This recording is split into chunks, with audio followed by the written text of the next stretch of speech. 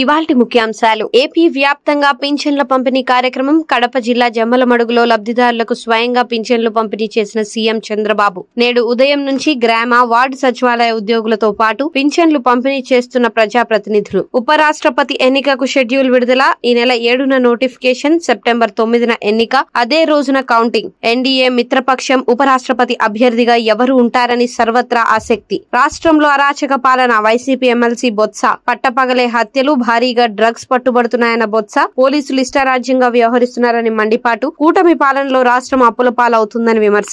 ఆస్తులపై విచారణకు సిద్ధం. అనిల్ కుమార్ యాదవ్ సిద్ధం. సిట్టింగ్ జడ్జ్ తో ఎంక్వైరీకి రెడీ అని వ్యాఖ్య. దమ్ముంటే నిరూపించాలని సవాల్. 1000 కోట్లు అక్రమంగా సంపాదించానని తేలితే అమరావతికి రాసిస్తానని ఛాలెంజ్. సీఎం రేవంత్ రెడ్డికి బిగ్ రిలీఫ్. బీజేపీ రిజర్వేషన్లు రద్దు చేస్తుందని కొత్తగూడెం సభలో చేసిన వ్యాఖ్యలపై సీఎం రేవంత్ రెడ్డిపై ఫిర్యాదు. కేసు కొట్టివేయాలని హైకోర్టులో రేవంత్ రెడ్డి పిటిషన్. విచారణ జరిపి రేవంత్ రెడ్డిపై కేసును కొట్టివేసిన హైకోర్టు.